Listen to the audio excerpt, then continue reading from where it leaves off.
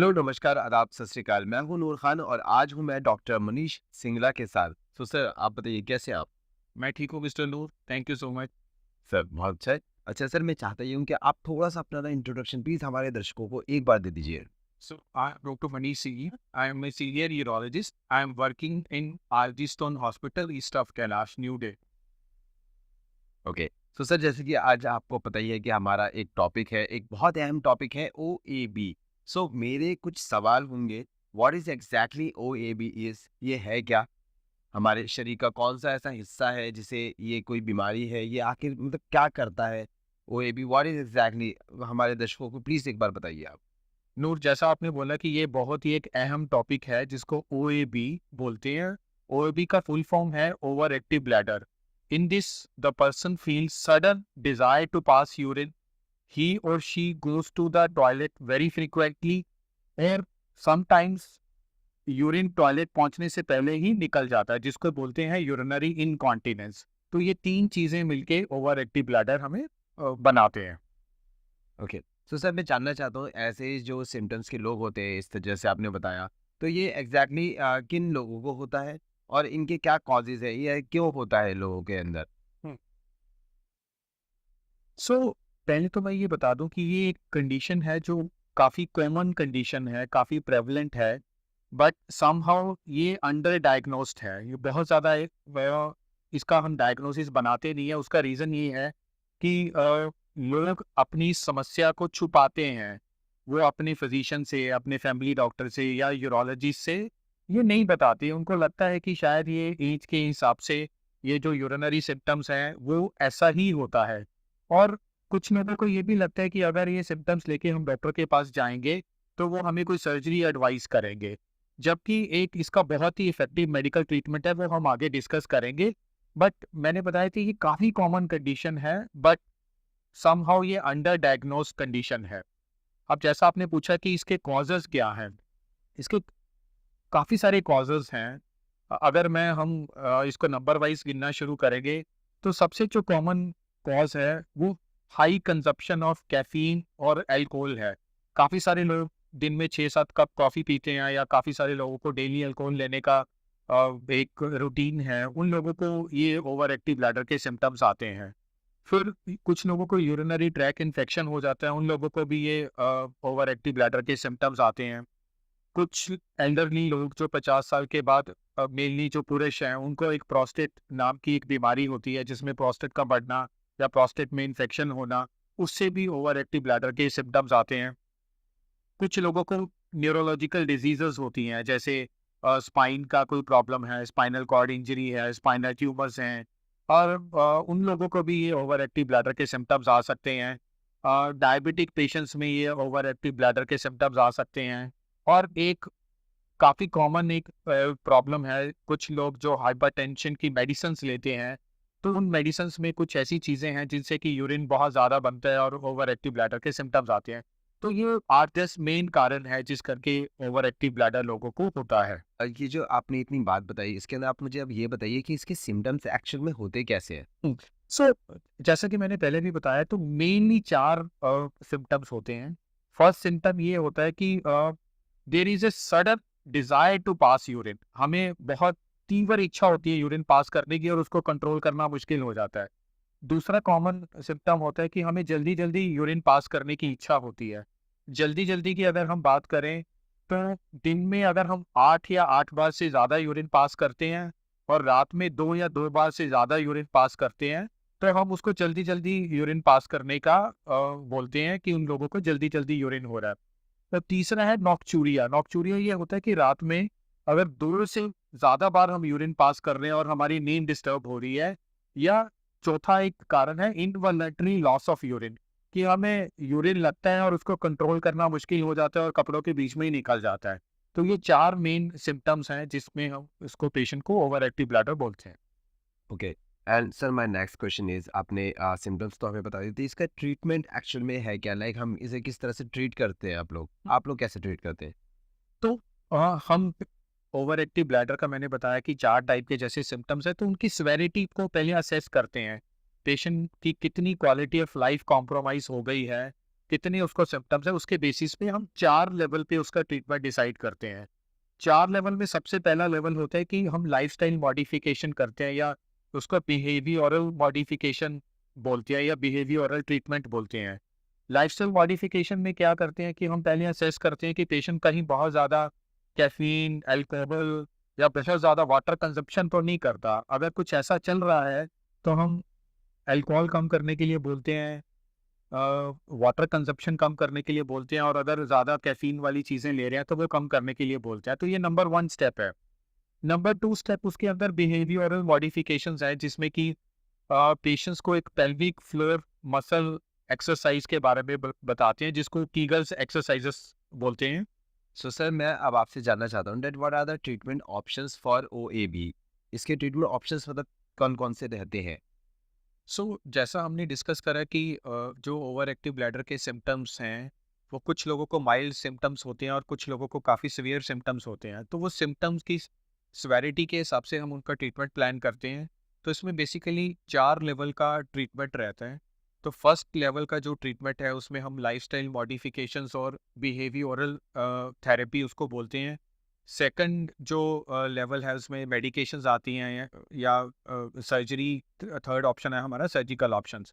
तो अगर हम बात करते हैं लाइफस्टाइल मॉडिफिकेशन की, तो लाइफस्टाइल मॉडिफिकेशन में हम पेशेंट्स को वाटर कंजप्शन कम करने के लिए बोलते हैं, कैफीन रिलेटेड जो प्रोडक्ट्स हैं उसको कम करने के लिए बोलते हैं, और कुछ लोग डेली अल्कोहल लेने का उनका हैबिट होता है, तो हम वो अल्कोहल कंजप्शन कम या ख़त्म करने के लिए बोलते हैं।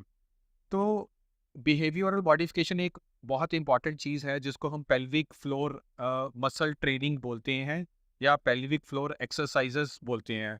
उसको एक कीगल एक्सरसाइजेस के नाम से भी काफ़ी फेमस है, जिसमें कि हम पेल्विक फ्लोर मसल की ट्रेनिंग करवाते हैं। पेल्विक फ्लोर मसल्स बेसिकली वैसे मसल्स हैं जो हमारी ब्लैडर को, यूट्रस को और बावल को होल्ड करते हैं। अगर वो स्ट्रांग रहेंगे तो हमारी यूरिनरी होल्डिंग कैपेसिटी बढ़ती है। तो वो एक बहुत इंपॉर्टेंट स्टेप है इस ट्रीटमेंट में, रादर वो एक फर्स्ट स्टेप है इस ट्रीटमेंट में। तो जो सेकंड स्टेप मैंने बताया, एक लोकल हाइजीन मेंटेन करना होता है। जो हमारा यूरिनरी पैसेज है, उसके आसपास हमें हाइजीन मेंटेन करना है, ताकि हमें इन्फेक्शंस ना हो। कुछ लोगों को रेकरेंट इन्फेक्शन होती है, जिससे ओवर एक्टिव ब्लैडर के सिम्टम्स आते हैं। तो वो एक लोकल हाइजीन मेंटेन करना बहुत इंपॉर्टेंट है। अब बहुत सारे लोग जैसे पब्लिक लू यूज़ करते हैं, तो वो इन्फेक्शन कैच कर लेते हैं। तो उन लोगों को हमारी ये सजेशन होती है कि वो पब्लिक लू कम से कम यूज़ करें, और अगर नहीं अवॉइड कर सकते तो पहले उसको क्लीन करें और फिर उसको यूज़ करें। जो थर्ड एक इम्पॉर्टेंट चीज़ है, वो मेडिकेशन है। जो लोगों को लाइफस्टाइल मॉडिफिकेशन के बाद भी कुछ सिम्टम्स रहते हैं, तो उनको हम मेडिसिन्स देते हैं। मेडिसिन्स आज की डेट में काफ़ी इफ़ेक्टिव मेडिसिन्स हैं। आई वुड से कि मोर देन 90% लोगों को उससे रिलीफ मिल जाता है। अब मेडिसिन ज़्यादा नहीं होती है, डेली आपको ऑलमोस्ट एक मेडिसिन खानी है और कुछ समय के लिए उसको खाना होता है। 10% लोग या 10% से भी कम लोग ऐसे होते हैं जिनको मेडिसिन से भी फ़ायदा नहीं मिलता, उनके लिए फिर कुछ सर्जिकल ऑप्शंस हैं, या तो ब्लैडर में कुछ इंजेक्शंस लगते हैं या कुछ सर्जरी करनी पड़ती है, बट उनका परसेंटेज बहुत कम है। मोर देन 90% लोग लाइफस्टाइल मॉडिफिकेशन से या मेडिकेशन से ठीक हो जाते हैं। ये कहने की बात है कि इतनी मतलब घबराने की बिल्कुल चीज़ नहीं है, ठीक है? Okay and my sir last question is what is like इस बीमारी से सॉरी इस बीमारी से अगर हमें बचना हो, तो आप प्लीज़ हमें बता सकते हैं हमारे दर्शकों को कि भी इस बीमारी से हम कैसे बच सकें? मतलब कुछ प्रिकॉशंस ऐसे हम पहले ही ले लें, जिससे हम इस तरफ जाए ही नहीं। हुँ। सो जैसे मैंने बताया कि पहले तो हमें अपने आप को इवैल्यूएट करना है। अगर हमें ये सिम्पटम्स हैं जो हमने अभी डिस्कस करे हैं यूरिन रिलेटेड, तो उसको छुपाना नहीं है। अगर हम छुपाते हैं, कुछ लोग हमें वो लास्ट स्टेज पे हमारे पास आते हैं, क्योंकि वो सिम्पटम्स उनको काफ़ी सालों से चल रहे होते हैं, 5-10 साल से चल रहे होते हैं, लेकिन वो इग्नोर कर रहे हैं, शर्मा रहे हैं, किसी को बताते नहीं हैं। जब वो लास्ट स्टेज में पहुँचते हैं, तब वो हमारे पास आते हैं। तो पहले तो हमें ये चीज़ समझनी है कि ये बहुत कॉमन बीमारी है, बहुत छोटी-सी बीमारी है। अगर आप फर्स्ट स्टेज में इसको बताते हैं, तो विदाउट मेडिकेशन हम उसको ट्रीट कर सकते हैं। अब उसके लिए हम और क्या कर सकते हैं? एक तो जैसे मैंने बताया कि लोकल हाइजीन बहुत इंपॉर्टेंट चीज़ है हमें इन्फेक्शन से बचने के लिए।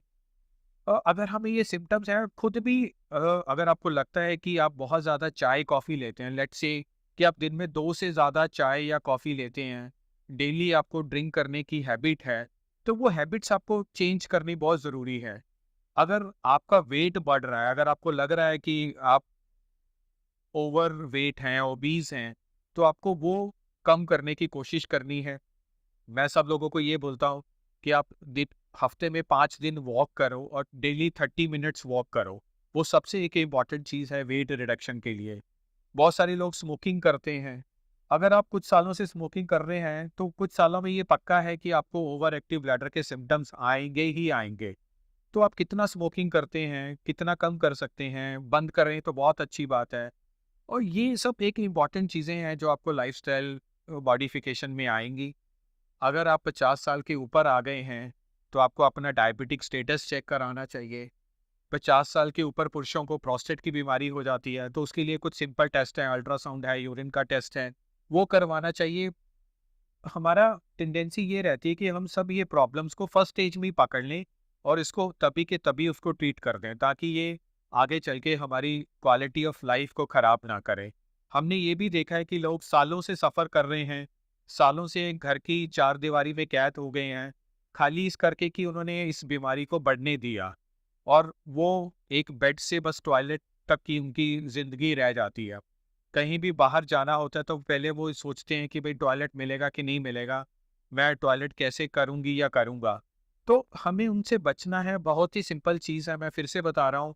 अगर हम स्टेज 1 में आ जाते हैं और छोटी-सी मेडिकेशन के साथ, लाइफ़स्टाइल मॉडिफ़िकेशन के साथ इसको ठीक कर सकते हैं। So thank you very much sir, आपने बहुत अच्छा हमें नॉलेज दिया। ठीक है, अब लास्ट और बता दीजिए हमें कि अपना लाइफ़स्टाइल सुधारने के लिए हम क्या करें?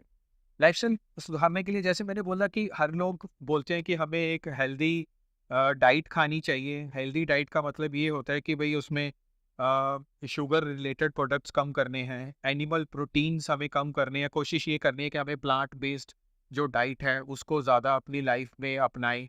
और कैफ़ीन वाली चीज़ें, एसिडिक फूड्स इसमें एक बड़ी इंपॉर्टेंट चीज़ है, जो स्पाइसी खाना खाते हैं, एसिडिक फूड लेते हैं, उनसे भी हमें ये। Okay, I want to make it clear like सिर्फ कैफीन से ही होता है, लाइक निकोटीन से भी आपने कह दिया, लाइक जो लोग टी चाय के जो तो चाय में देखो, चाय में भी काफ़ी मात्रा में कैफ़ीन होता है और कुछ लोगों को ये मिथ होता है कि ग्रीन टी पीने से भी शायद ये सिम्पटम्स कम हो जाते हैं, नॉर्मल चाय पीने से ज़्यादा होते हैं, बट ऐसा नहीं है। ग्रीन टी पीने वालों को भी ये सिम्पटम्स होते हैं।